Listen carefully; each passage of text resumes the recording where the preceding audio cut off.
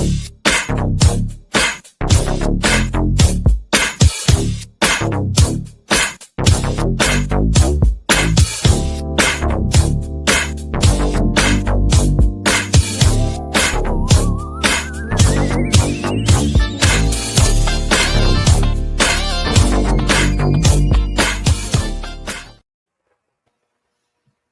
welcome to Let's Talk Nation. I'm your man, Rod Love. And for those of you who are looking around for the general, as you can see, the general is not here. The general is off on a special assignment. And, you know, he's going to be victorious with his special assignments. But joining me tonight is none other than my other partner in crime, and that's none other than Doc Polite. How you doing tonight, brother? Hey, what's going on? What's going on? You know, man, I meant to tell you this earlier. I saw that post from 2017 on your timeline, and I thought that was so beautiful. Which post? Of you and Reagan and Rihanna. Oh, when okay, they were little, when they were babies, literally. Yeah, man. And hey, look at them now. Yeah. I mean, you know, it's the wonder of, you just wait till you get to be a granddaddy. That's life changing. Hey, let me go through this transformation slowly. let me get there at my own pace, Doc. Hey, listen, it's a different look on your life. You're now seeing two sets of people that you impacted, that you created, and it's mind blowing. You know, they still blow my mind now. Yeah, you know, I got 8 grandkids, and you know, I can't keep up. I can't keep up, and they are busy, and you know, I'm watching them live their little lives. You know, busy with after school with school stuff. You know, little parties and stuff. Now, let me ask you this: how true is it when we talk about, and people always telling you, enjoy it while it's right there in front of you because it'll go by so fast. Did you experience that too? Oh yeah. You know, and no more so than when Marley was born. That's my last grandchild, and I got to be there with my daughter and see her born. And it's I don't know, man. Grandchildren just transformative. They soften your heart. You know, not that I was a hard-hearted father, but you know, seeing your grandkids and understanding that. For a significant portion of their life, you won't be in it, but you have a chance to leave an impression of love and caring as a grandparent, you know. So that's important, you know. Well, I want them just as a father and a what they call it, a girl's dad, so to speak. To see my oldest Rihanna, you know, just turned 22 a week ago. And her sister be turning 18 in about another 15 days. Man, I tell you, them girls doing their thing, man. My oldest will be graduating nursing school with her RN in the next 6 months. And then her sister will be writing a new chapter in her life with going to school, you know, going to college. So, hey, man, I'm proud of them. And man, we just rocking and rolling with them. Yeah, and you know, and those are the things that any father or mother wants to see their kids reach a plateau that is high. You know, your son, to me, your son is the only man you want to see do better than you. Mm-hmm. You know, and that I'm so proud of my son. You know, it's things about me he's discovering now since he's a father and understands greatly. So, you know, it's rewarding, man. It's transformative. And you know, I just looked at that picture of y'all and I wonder how much you were prepared for. Did you know, the pathway? And of course you didn't, well, Doc, come on. That's we had this conversation all the time. You got to go and learn how to drive a car before you get your license. Right. If you want to drive a semi truck, you got to go learn and get your CDL. Mm-hmm. Hey, if you want to get a firearm and get your concealed weapons permit, you got to go take the classes. There's no classes that prepares you to be a dad or mom. Yeah. I mean, hey, Doc, don't get me wrong. Anybody can be a father.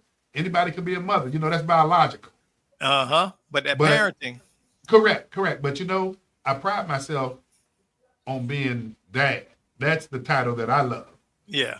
You know, and so you like I don't have to tell you. I listen to you when you talk about your kids, and we're Yeah. not gonna get into this mushy thing tonight on Yeah. Let's Talk, Let's Talk Nation. But we both proud dads.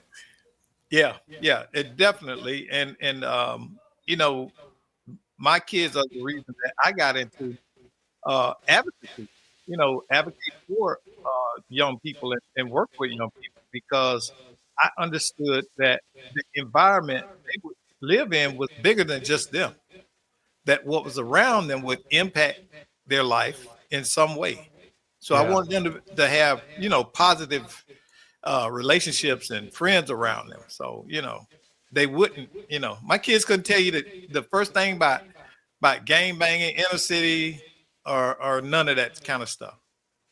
You know, Well, hey, they are you're right. clueless because I wanted to shield them from that. You know, I wanted them to be not that people who live in those communities are less than people. That's not what I'm saying. But what I'm saying is all kids should be afforded the opportunity of growing and maturing into who God wants them to be without all of the drama and negativity that comes in many environments. Well, I've seen I've I've seen seen the it dealt body with of your kids. work, Yeah, brother, and you've done well. You've done yeah. well. Hey, So, you Doc, know, I hate taking us to this place, but you know, this Let's yeah, Talk Nation, man, we have yeah, to talk about it. yeah. And Doc, there was a tragedy that took place today, not unlike tragedies that we've seen before. But there was a tragedy that took place, man, in Madison, Wisconsin, at Abundant Life Christian School. And man, a teacher lost their life as well as another teenage student, while several other folk were injured in this. And the shooter, the alleged shooter, also took their life as well, man. So these are the kind of conversations, man, that we have to have on Let's Talk Nation. I mean, it's not something that we just embrace talking about, but you know, we also have to talk about some of the unfortunate tragedies that take place too. Yeah, and you know, my heart, of course, our hearts, as Electoral Nation, goes out to the to this school, this city, the parents of everyone involved. I mean, you gotta, it makes you pause, man. I mean, really, what's going on that our young people are so readily picking up guns?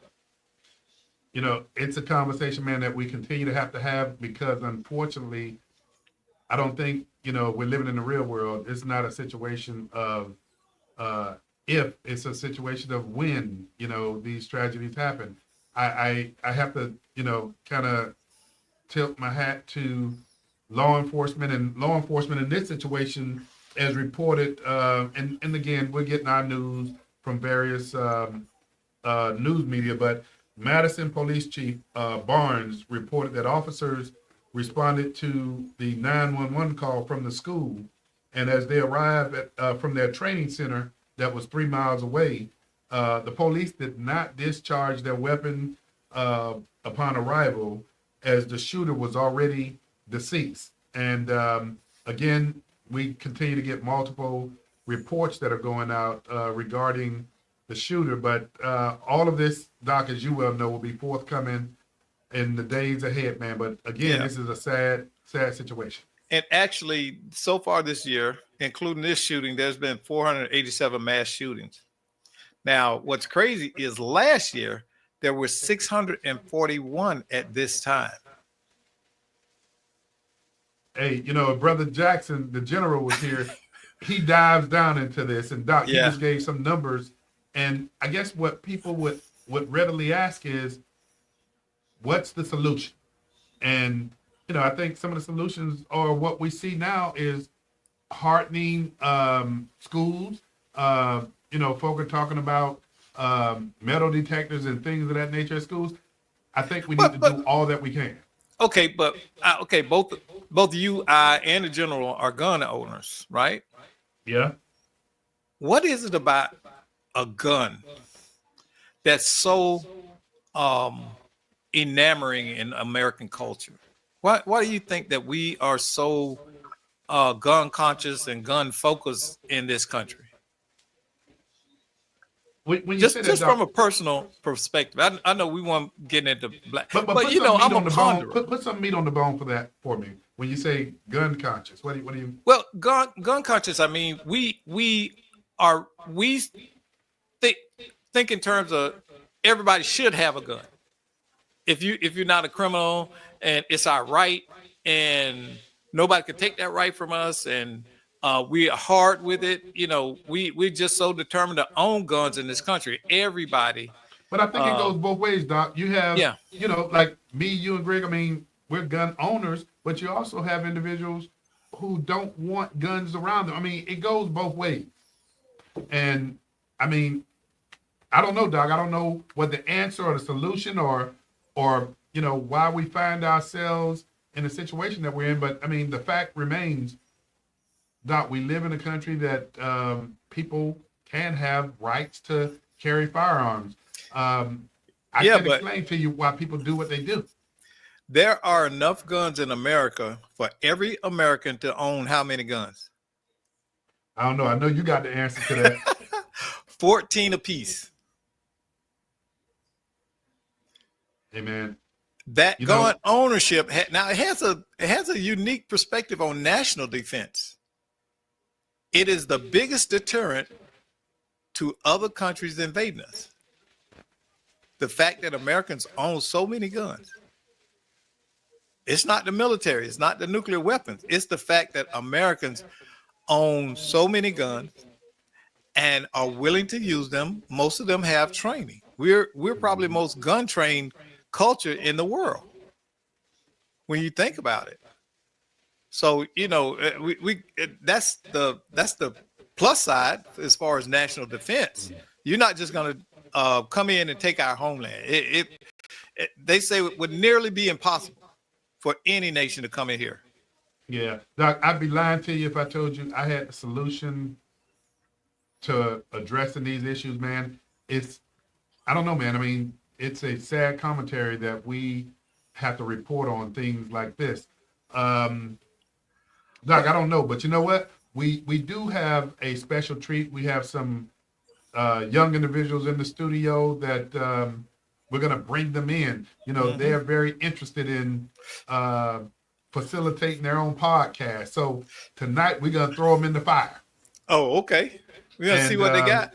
Yeah, hey, and these are some young guys, man, that are on the amateur circuit, the golf circuit. One of them, it happens to be former Commissioner Victoria Siplin and former Senator Gary Siplin's son. So we're gonna hear what Josh has to say. And man, I tell you, just looking forward to these young folk coming into the Let's Talk Nation studio doing their thing. And Doc, they're gonna see a cool dude like yourself wearing your brim, man. Doc, how many brims do you have, man? Oh, I probably got about 20. I think 27. Hey, man, you can throw some of my way though. But Doc, and you know what's crazy? For 10 years, I had to wear a hat every day, military hat, and it drove now you me do it crazy. At your leisure. Yeah, and now I put them on without even thinking about it. So, well, Doc, hey man, we're gonna take a quick commercial break, man, and then we're gonna get these young folk in here, man, and let's see what they got to talk about tonight. All right, man. We'll be right back on Let's Talk Nation. Daybreak iFix. Mercedes-Benz, BMWs, Jaguars and Porsche. Joe's Quality Auto Repair. I specialize in European cars. Daybreak iFix at Joe's European Quality Auto Repair. Located at 1240 State Road 436 in Altamont Springs. Daybreak iFix. Call me, mention Let's Talk Nation and bring your certified dealership repair quote. And I beat by 30%. Remember, Daybreak iFix. Call me at Joe's European Quality Auto Repair at 407-409-6040. Again, 407-409-6040. After Daybreak iFix. Joe's European Quality Auto Repair.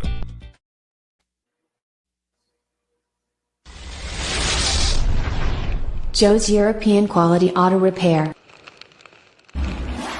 Mercedes-Benz, BMWs, Jaguars, and Porsche. Joe's Quality Auto Repair specializes in European cars.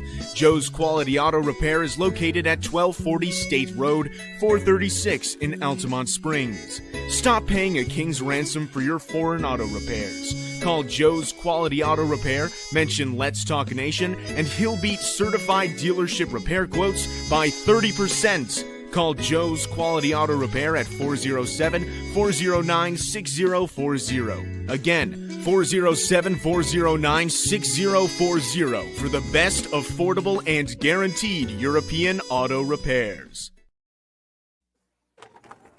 All righty. Hey, welcome back to Let's Talk Nation. And as Doc and I told everybody, we have a special treat. I told y'all about Commissioner Victoria Siplin bringing in the crew. And we have the crew in the studio tonight. Commission, thank you for bringing the crew in. But I want you to do the introduction. Well, tonight we have, of course, the one and only Joshua Sibley. Everybody. And we also have Greg Odom, and you know Greg from Memphis. And then we have EJ Everett Whiteman Jr., and he is from Virginia. Okay, so tell me, what do these three young men have in common? How do they know each other? Well, they are all excellent golfers. Well, I remember one that I used to beat, but he was like only like that was a long time ago, and I shouldn't even be bringing that up because if he takes me out there now, I see what he does to his opponents. But all right, I respect. Yeah. But hey, gentlemen, you guys all played at Howard, right? Okay, so Commissioner, we gotta drill down. These young men want to get into the podcasting, right? Yes. So this is it at a different level, and I'm not gonna say this is not at the Shannon Sharp level, but we're trying to get there. So, Commissioner, what has these young men been up to? And I want y'all to talk up to now. Well, I think what's important, and they've graduated, and now they're working on being pros. And I think what they can offer as it pertains to, you know, doing a podcast is letting the young folks understand what it's like from their perspective, right? As adults, we can assume, right, what it's like to be a collegiate athlete, but they can actually tell the up and coming golfers that want to play collegiate golf what it's like. What's the pressure, what it's like being African American playing this game that is dominated by, you know, a certain race of people. So they can really tell you what they went through. You know what I'm really interested in is this. I played college football. I know what it's like to have a schedule, to go keep up with class, travel, but I never knew it from a golf perspective. So, fellas, jump in. What is it like? So being a college athlete, playing golf, is a lot different than maybe football. Like, I think for us, we're always traveling, multiple tournaments, and our tournaments are 3 days, 4 days long, so we're missing school. You just have to have good time management. See, I didn't think about that. 3 or 4 days, but when we travel for football, we leave Friday, go play Saturday, and we back Saturday night. Yeah, so we got to get there. We have practice rounds. We have 2 rounds. Some tournaments are 3 days. It just depends on which tournament it is, but yeah, we miss a lot of weeks in semester, and just trying to be able to time manage. How do you focus on school with being gone 3-4 days out of the week? Tell them about your engineering. You try to get as much done as you can before you go, or just try to communicate with your professors so they understand what you're doing. So that way you don't have to focus on school for those 4 or 3 days, and then you come back and it's got to be right back refocusing. So it's like focus, get off of it, and then come back to it. Okay. See, you know what? I'm gonna throw this in because see, y'all being too serious. I know what it was like with the girls chasing me when I was playing football, but see, so the social life aspect of it, what is that like? Great. Yeah, great. Yeah. It was different for me. I was locked down most of my Hey, wait, for the audience that don't know what lockdown means, you got to break that down. I mean, I was in a relationship most of my time at Howard. And then, now I'm in a relationship now as a pro, so it just it's a little different. But social life, you just gotta balance. Gotta get the grit and grind in with the golf, grit and grind in with the school, and then you just gotta have some fun on the side, but can't let that affect the goals. Hey Doc, did you hear that lockdown piece? Yeah, I heard it. I heard you. I tell you what, you guys want to do a podcast, that's a lot to throw on top of what you're doing. But it is doable. But you gotta hustle at it. Rod make it look easy because I taught him. But but the other aspect, Doc, for these young folk that had that time and energy, a lot of people are making a living now, monetizing their platform. It will be very easy for them to monetize what they're doing because, see, you got old guys like me and you sitting around doing this stuff that's not relatable to the audience that they can reach. They're gonna be able to get peers at the college level, young adult level, those who do the non glamour sports such as tennis and all of those people can be their audience because we get to see the athletes do podcasts at the football and basketball, but very few do it at the pro level for other sports. So that's but Doc, here's the other part of what I would think that the young audience want to find out too. All of you graduated Howard, right? So what's the next step? Because all of you were out playing golf today too, right? Yep. Okay, who won, by the way? Okay, but how do you balance? You graduated, getting ready to go into the business world, and you're still playing golf at the what is it? Is it considered amateur level? No, No, pro. Turn pro, and then so you finish school, turn pro, and then you have to go through Q school. So it's. I've heard of Q school. Yeah. So it's like stages, and it costs a lot of money. And I think that's one of the hard parts, trying to go pro. You guys had a heck of a sponsor at Howard, and who was the sponsor? One of their key sponsors at Howard. Their key sponsor and supporter is Stephen Curry, the all-time NBA three-point shooter. So. And he plays too? Yeah, he plays. Yeah. Pretty good? Yeah. He's the scratch golfer, they say. Oh, okay. Yeah. Okay. I don't play golf, so I think that's the term. me either. I have no idea what the lexicon is. I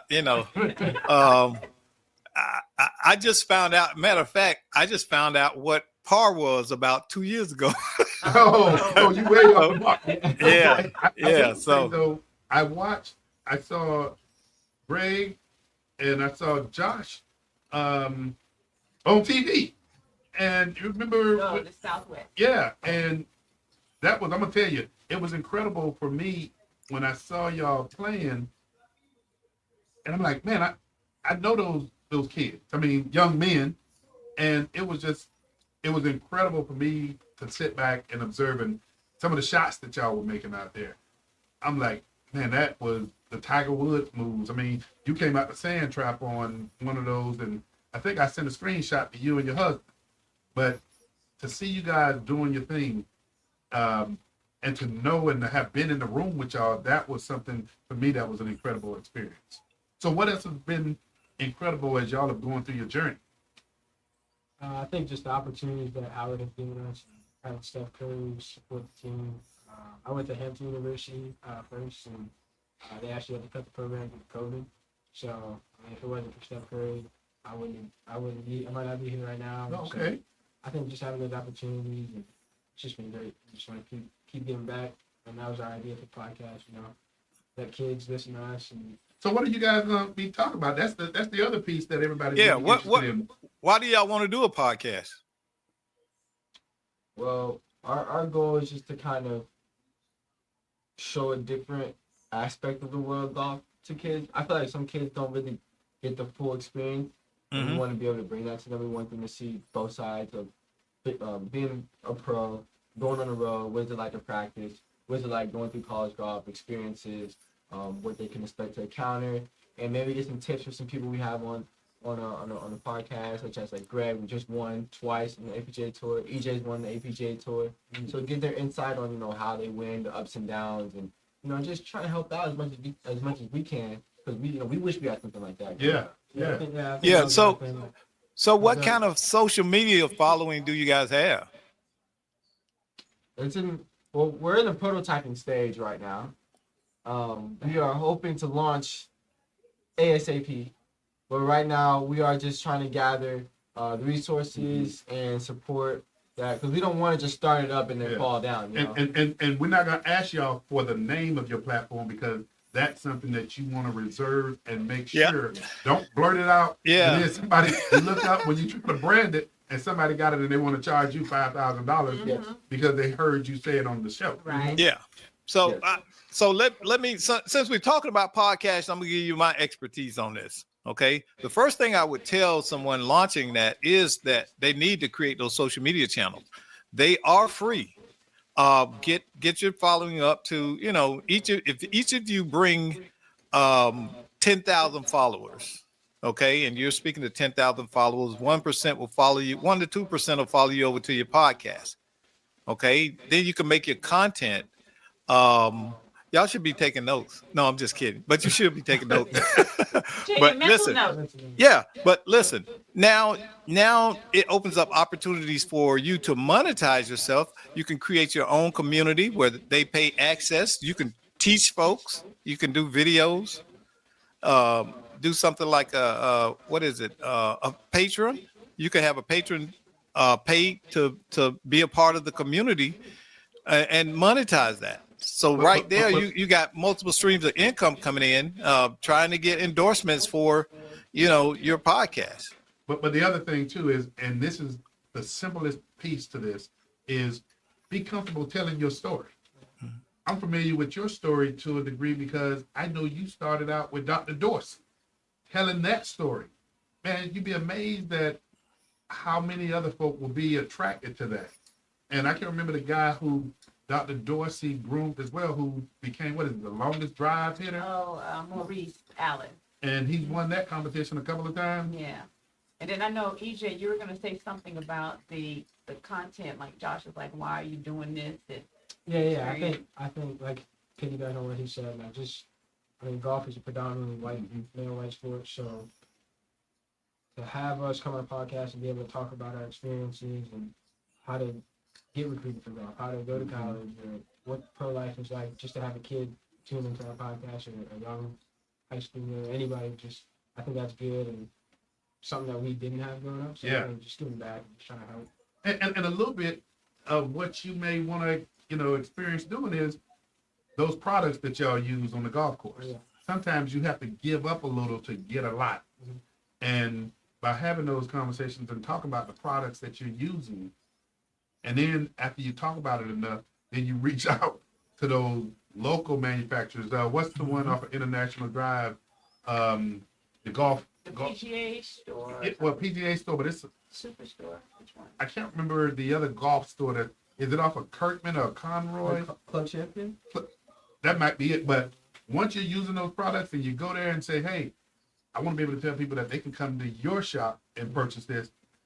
You're not going to hit the home run, but they may start off easy and give you some of their products. Then as you continue and they see the advertisement is going the route that it needs to go, then that's when you start asking for those monetary sponsorships. So, by the way, what products are y'all hitting? I play King Driver, Titus Irons, Titus Legends, Titus Play. I am exclusively Callaway at the moment. Callaway? Thank you to Stephen Curry. Sorry, Callaway? So let me ask y'all, Callaway. what is the reason why you hitting the products? Is it more control? Because everybody hits it for different reasons. Yeah. I changed the Callaway when I went to Howard, and it's just been something that I've been playing good with. Won with it, so you want to change when you start winning stuff. So. That's a good one. So cavity back, non-cavity back, what? We're experiencing it all. We got TCBs right now. I had the MBs, which is muscle backs, different type of wedge grinds, everything. Like we just experimenting to find the right thing. So what about the balls? More compressed, soft? You know, That's the same thing. Right now, I'm testing 2 different balls out. One like Chrome Tour, then Chrome Tour X. They do different things. I know he plays like a bunch of balls and try to find out what he needs to do. And he's really so I mean, we all around, but we just try to get our perfect fit. But see, those are the kind of conversations that your listening audience, especially young people who are either playing this sport or interested in it, they want to know everything. They want to know what you spot your ball with. Yeah. I'm not gonna mention some of the guys that I play with, how they can also want to know the rules. I got one friend, when he spot his ball, we be looking at him and we can see he's spotting his ball like a foot from where his ball is at to get closer to the hole. He's smart. That's smart. Hey, it's supposed to be a gentleman's golf too. And now we don't play with them anymore. But gentlemen, I mean, you guys, you're what we're looking at for tomorrow. I mean, you're gonna be businessmen. You're also out there on that link in a area that you don't see a whole lot of us. And so, I don't know, I'll be asking y'all the questions about some of those hidden gems. What would you tell other young folk in terms of how to navigate this industry, how to navigate college, how to navigate once you graduate? You got so many steps to this thing. And Commissioner, I'm going to say this to you, because I know you used to host, what was it? The spring break. Tell me about the spring break, because, I mean, you used to do it big. Yes, so every year we would host the men and the women's golf team here in Orlando for sometimes 9 days, 11 days, depends on, the schedule. And we made sure that they really prepared for the upcoming season. So they were grinding. They were waking up in the morning like they would at a school, and they would do workouts. How long were they here? They were, like I said, they were here for 9 days, 9 days? Oh. 11 days, it depends. Oh, okay. Yeah, so, but they would actually grind. I mean, they would wake up 6 in the morning, 5 in the morning, they do workouts, and then they'll be at the golf course all day and come back, have dinner. They'll probably have lunch on the course. They'll probably pick breakfast up somewhere, but they would have dinner, and we gave them maybe 1 day off just to hang out at the pool. And then they went back, started the season, and then they brought home some jewelry. Wow. Wow, impressive. Impressive. So fellas, talk about this course that you're charting right now. I mean, you're navigating your college graduates now. You're in the business world, but you're also focused on making it in the golf industry. What is that like? What does that look like? It's a grind. It's tough. Like I was saying earlier, it's very expensive.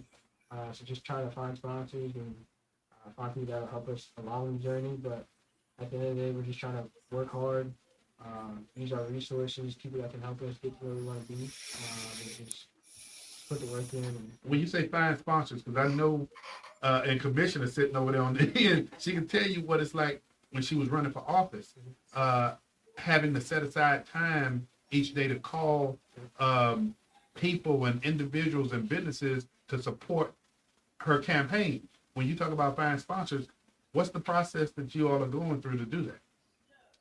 For me, it's a bit different. I have an agent now, Oh, okay. so I kind of get him to do most of the stuff. But we all know that good golf takes care of a lot of things, so we just try to play the best we can, and then hope for a better tomorrow. Hey, so NIL doesn't apply to you all anymore, right? Not no more. We look for bigger chicks. Hey, for those of you who are not familiar with NIL, and I know we had an NIL expert on the show a few months ago, but that's name, image, and likeness that college athletes actually get paid. Back in my day, we didn't get paid anything, no attention. And now they're high school Oh. athletes. Okay. They just passed. Is that all over the country now? Well, I know it's in Florida. Okay. It's in Okay. Florida. High school athletes can now get NILs as well. Here's a question that I have. When we see some of these professional athletes that, whether they're basketball, football, we talked about Stephon, do you guys see these individuals that are sponsoring athletes such as yourself that are going into the pros? I mean, Do they do this? We see Michael Jordan sponsoring race cars. But are those athletes, are they sponsoring other athletes in the pro world? I think they are. I think it's becoming a new way. All right, I think they are. Like if I get this right, so you're saying the athletes in the pro world are sponsoring? You know, looking at, are they sponsoring other pros such as yourself? I mean, when I look at golf, I look at, I can't remember who the player was, and they started talking about a rapper who was considering sponsoring this golfer. So is that happening in the golf world now? I remember, like a long time ago, Coach told us about, I don't know if it was like Will Smith who sponsored, what's his name? I think Tim O'Neill. He sponsored Tim O'Neill to go into the to the Q school. You know, Stephen Curry is kind of in a way sponsoring these guys. You know, getting them at the program and paying for them. But I don't think he had Stackhouse too. I mean, he's supporting Stackhouse.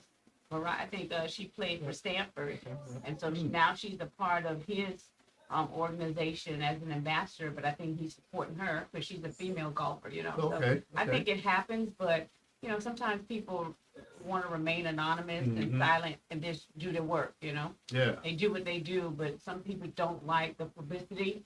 But if they know that there's a athlete, and I think if they want to support that athlete, they'll reach out. But I don't think not everybody wants to be known. What they, you know, sometimes you'll support an organization or you support somebody, and you just don't want the recognition because, you know. Well, a lot of people don't want that recognition for some other obvious reasons, and that people is start calling. People start calling. Yeah.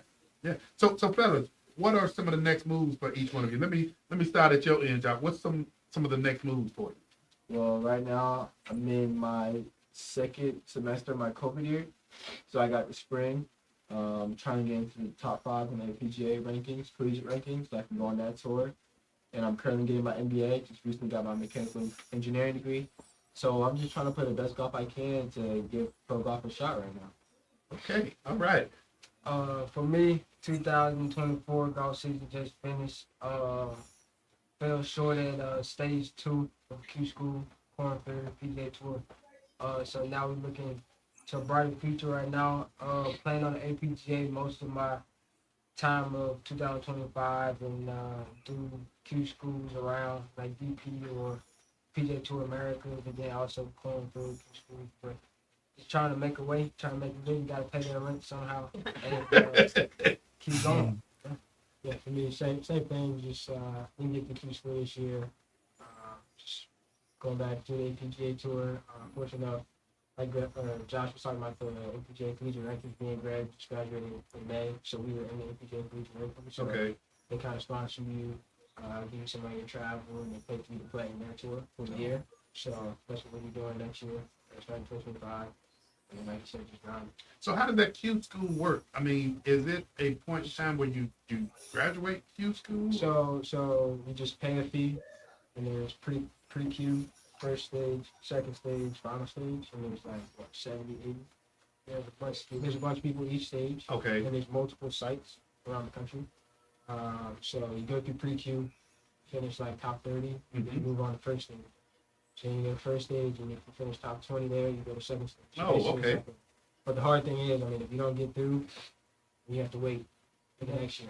Okay, I see. So then, if you don't do that, you just play mini tours or find a development tour, or you can try, he said DP, which is the European PGA tour, pretty much, and then there's a Latin American tour. So there's plenty of options with them. So. Hey, you guys seem like you have that relationship because everybody's from somewhere else now, and I see how y'all are gelling together. How do you maintain these relationships? Because I will tell you, once I left school, the world opens up, and just as you mentioned, you got to pay that rent. Yeah. You got to figure out how to navigate. You're in the real world now. So how did you three manage to maintain something that's genuine and authentic, that relationship with each other? I think for me, like, my coach is based in Orlando, so I was coming down to get a lesson. So I reached out to my guy Josh. I was like, hey, what are you doing for this time frame? Let's play some golf. I'll be down there for a lesson. So they're nice enough to let me come down, stay with them. And then we just got dragged in, come down, and we're going to West Palm Beach to get more practice. Okay. And just trying to compete and get better and shoot that. So, Y'all got Commissioner Sibling over there cooking, Yeah. doing all that cooking. Nah, I probably take it a different route. I feel like since we've been at Howard, we really formed a family. You know what I mean? We've been together for 4 or 5 years. Yeah. So we really like brothers. We stayed together most of our time there. We call it little mama shit. She Yeah. not just in shit. That's mama It's shit. Mama So, Zip. Mama Sip. yeah, it's just welcome home when we come down here. So Yeah. yeah, it's kind of easy to stay close together. We always talk to each other day in and day out. So yeah, it's a family. Yeah. Little brother. Brother. Unfortunately, they still have my number, so they can't call. No, but like having people who were older than me who knew the game and were a little bit more experienced than me was always good. I always kind of wanted to learn as much as I could off them. So even now, I'm still calling them, trying to see that, you know, they're trying to get their tour cards. It's something I want to try to do. So I just try to get as much feedback and as much advice as I can from those guys. And so I, reach out to them, ask them how they're doing. And like Greg said, we stayed together in the same apartment for a couple of years, and we stayed good in touch, have good relationships. We traveled the world together, been to Mexico, been to California, been to Arizona, been everywhere around the world. So it's kind of hard to lose a good relationship when, you have to wake up and turn to the right and see him next to you, or in another bed, you're in a hotel room, and you seen that a couple weeks out the year. So it's kind of hard to just let that relationship go. But it's been good. It's been cool. Lots to learn from each other. So we push each other to get better, and I think that's why it's so healthy. Is because we all want to be great, and so it's a lot of competitiveness within us, and so it's cool to have that healthy relationship. You got some wisdom beyond your years, and you just don't know it. You just said something that I know your mom, I know your dad. I tell my daughters this, man, if you want to continue to excel, you go and be around people who are trying to strive for greatness. Yes. And I see this, and I see the synergy between you guys. There's this ongoing joke that, I used to tell some of my friends. I used to say, hey, if you broke and I'm broke, I need to find me some new friends. But I'm looking at the standard that has been set. And you and your brother, I mean, you guys, I was able to beat y'all when y'all was this high. Now I can't do that anymore. I don't remember it, but I know you don't remember. We used to let you and your brother hit from the ladies' teeth. So if you want to go, yeah. But they only stood 4 feet high now. Now I see your drives, and I see them shots that y'all hitting out there, man. And I only wish that my game was even halfway there. I start playing again if my game was. But you guys are making us proud. And then, Rod, you were saying how you tell your daughters to, you got to associate yourself with people who are going somewhere, who are, who can encourage you. But it comes from the Bible, and the Bible tells us that iron sharpens iron. Iron sharpens iron, right. So you got to have relationships where people who are around you are making you better. Mm-hmm. So it's the Bible. They're making each other. I'm looking at this iron. iron. That's Yeah. iron. Yep. Iron. Yeah. Because if you got plastic and trying to get that iron, it's It not won't- gonna work. It's not gonna work. It's not gonna work. The wood is not gonna work. You gotta get the same. You're right. Iron sharpening iron. Mm-hmm. Hey Doc, to close us out, man, what's some of your thoughts? Well, all that talent there.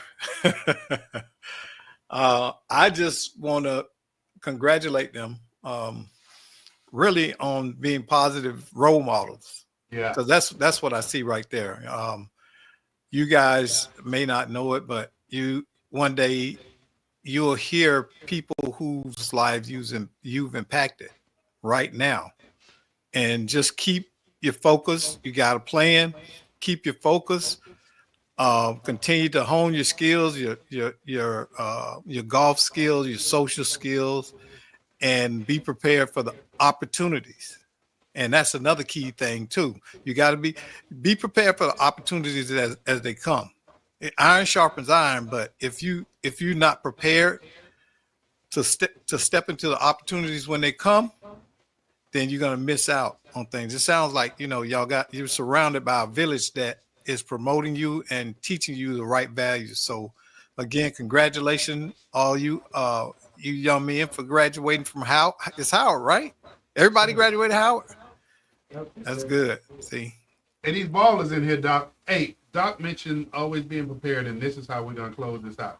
You always got to be on your toes, and I'm going to go down this list and ask each one of you, give me about a minute of some words of wisdom that you would leave for young people like yourself.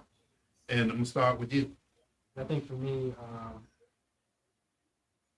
I always say just work as hard as you can. Never give up. If you have a dream, just go for it. You know, don't let other people kind of steer you away. Just stay focused. Pick, like you said, pick good people to be around. People that make you better. Just try and be great every day. Well, you setting the goals pretty high. I hate to be sitting right there, so now it's on you. He's still in everything, but yeah, stay the narrow path. I feel like this year and most of my years, it's been about sticking around the right people. I mean, when I was growing up, I used to hang around all the big kids. I used to be the youngest one in the group. I was the dumbest one in the group.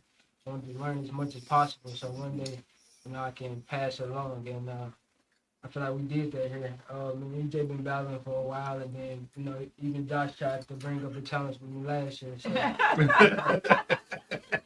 But we all about to meet at the same point, and we all want to get that PJ Tour card, so we all fighting together, and we're doing this together. All right. Just one, to keep God main in your life. That's important. Without him, you wouldn't get very far. It wouldn't be nothing. So other than God, just don't try to take any shortcuts because they always take the longest. And then just be patient with yourself and be your best friend, because everybody has different times. You know, I know you want things to work certain ways that you envision, but they might not, and that's okay. But you just got to keep being patient because you just don't know what God has in store. And just try to surround yourself with annoying people like these guys to push you every day. And you'll be all right. You'll live long. I like that. I like that. Living silk. Commish, come on, close us out. I think the young men have said it all. Okay. You know, they put God in their lives. That's it. I mean, that's where you start. That's your foundation right there. They talked about not giving up, because it gets lonely sometimes when you have to face what man considers failure. And so you got to overcome that. You got to encourage yourself. So they've learned how to encourage themselves when, you know, it doesn't look like they're making the moves that they want to make, right, towards success or towards, but they encourage themselves, right? They're surrounding themselves with the right associates. You're right. Right. So I think they have that package, and these boys, these young men will be okay. They're gonna be all right. Okay. And they have us. You're right. They have the village, and they know that. So I told them Mama Sip is always here for them. So they know that, you know. And so Joshua was like, "Oh, go ahead and go be with your other son." Told EJ that the other day. I was like, "That's fine. Come on, EJ. Come sit on the couch. Let's talk." You know. That's all right. But they know. That's that business. Yeah. And I told them, you know, Joshua knows this, that he can call me anytime I'm here. And Greg and EJ and some of the other players, they know if they need me, I'm here. So I think, because I understand they can't do it by themselves. They need the support, right? Well, So I've seen the support that you've given, and I tell you, just watching from afar, it's been exhaustive. You set up. I mean, and you feed people good. I got that. Now that I'm gonna do, I'm gonna feed you. but I tell you, your support and Senator Siplin, I mean, just been incredible. Real quick before we close out, does each of you have a social media platform? Yeah, we all do. Okay, so what's your handle? Let the audience know. Yeah, my Instagram is just Everett Whiten Jr. Just on Instagram. Everett, say it again. You gotta say it twice. Everett Whiten Jr. Okay, and that's Instagram. What's your platform? My Instagram is glow.jr. So GLO.jr. Okay, Josh. My Instagram is just Joshua Sipler. All right, hey, to our Let's Talk Nation audience, whether you are a individual, whether you're a business, whether even if it's one of those faith-based organizations, these young men, and they didn't rehearse this with me.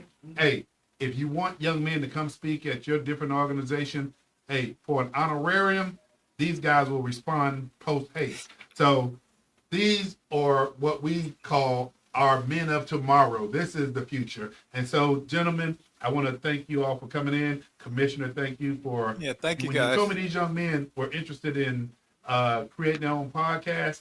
I told Doc Polite, we're going to throw them in the fire tonight. Hey, guys, you did an excellent job. And not much to it. Just be authentic. Thank you. Thank you Hey, very you're much. very welcome. Doc, you got something to close us out with? No. Tonight is a night of very few words for me. Okay. Hey, well, Doc, we're I know going to you're close it out. surprised. We're gonna close it out with a real good Let's Talk Nation closeout. But gentlemen, you're always welcome here. And Commissioner Sibling, you know, anything I can do to help, I will definitely be there. For those of you who are viewing this, this is Let's Talk Nation. Call up these young men, let them come speak to your groups. But more importantly, let them come speak to other young people that they can relate to. Until next week, join us on Let's Talk Nation from 7 to 8 p.m. And hey, we're gonna have a lot of fun. Y'all take care.